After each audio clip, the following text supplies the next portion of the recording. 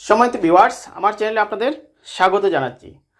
আমরা জানি বর্তমান সময়ে ক্যাশলেস সোসাইটি নিয়ে ব্যাংকিং কার্যক্রম চালু হচ্ছে এবং বর্তমান সরকার যে লক্ষ্য 2027 সালের মধ্যে 70% ব্যাংকিং বা যে কোনো লেনদেন হবে ক্যাশলেস, তার জন্য আমরা দেখতে পাচ্ছি বর্তমান সময়ে ব্যাংকের ব্যবস্থা তাদের বিভিন্ন অ্যাপসের মাধ্যমে লেনদেন বা ব্যাংকিং কার্যক্রম চালু করছে। আজকে আমরা দেখব কিভাবে পুবালি ব্যাংকের অ্যাপস থেকে আমরা জনতা ব্যাংক বা বাংলা ব্যাংক বা এইরকম বিভিন্ন ব্যাংকে আমরা অর্থ ট্রান্সফার করতে পারি বা টাকা পাঠিয়ে দিতে পারি অতি দ্রুত সময়ের মধ্যে।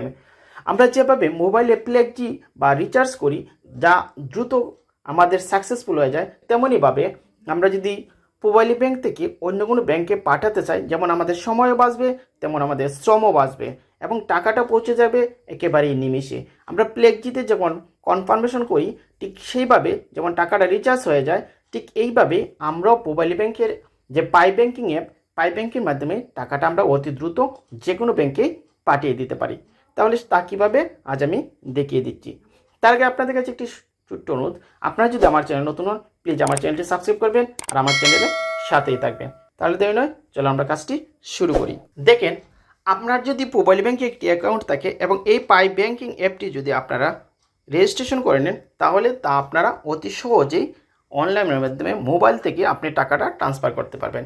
এখানে আপনার ইউজার আইডি আর এখানে পাসওয়ার্ড দিতে হবে। আমি আমার ইউজার আইডি পাসওয়ার্ড দিয়ে আমি পাই ব্যাংকিং অ্যাপে লগ ইন করছি।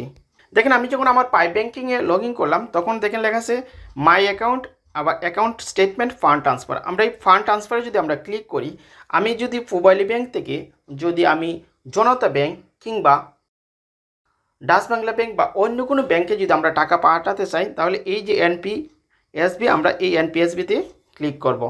দেখেন, এনপিএসবিতে ক্লিক করার পর এই যে আমাদের অ্যাকাউন্ট করেছে কি তা ভিউ বেনিফিশিয়ারি অ্যাকাউন্ট, আমরা যদি এখানে ক্লিক করি, তারপরে যে অ্যাকাউন্টগুলো আছে যেমন বাংলা ব্যাংক আমরা সিলেক্ট করে দেবো। আর যদি আপনারা সিলেক্ট করা না থাকে, আমি এটা সিলেক্ট করে দিলাম।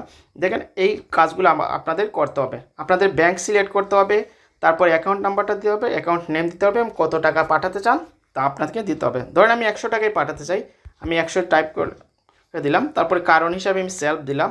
তারপর এখানে যদি আমি প্রসেসে ক্লিক করি, সঙ্গে সঙ্গে টাকাটা ট্রান্সফার হয়ে যাবে।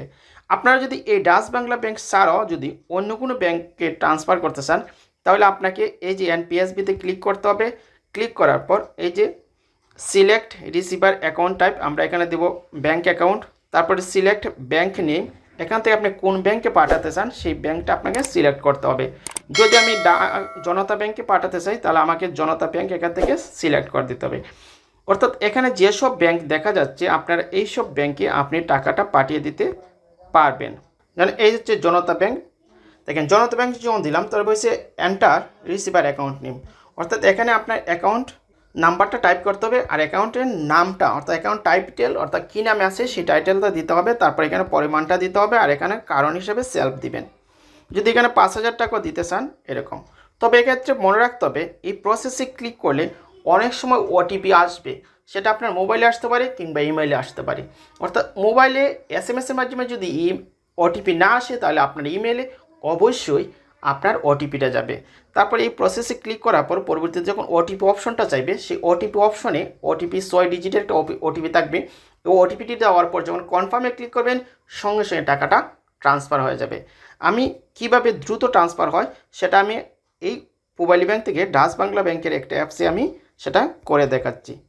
যখন আমরা এই ফান্ড ট্রান্সফারে যাব, তারপর এনপিএসবিতে ক্লিক করব, তারপরে যে ভিউ বেনিফিশিয়ারি অ্যাকাউন্ট সেটা যদি আমার সিলেক্ট করা থাকে, তারপর এখান থেকে আমরা এই ভিউয়ে দিলাম, আমরা যখন এই বাংলা ব্যাংকে টাকাটা পাঠাতে যাচ্ছি।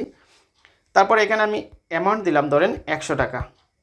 100 টাকা দেওয়ার পর এই যে রিজন দিলাম সেলফ, দেওয়ার পরে যে প্রসেসে ক্লিক করব, দেখেন টাকাটা সঙ্গে সঙ্গে এখানে কনফার্মেশন চাইছে, অর্থাৎ এখানে কোনো ওটিপি চাইনি। যদি ওটিপি চাই, তাহলে আপনাকে ওটিপি দিতে হবে।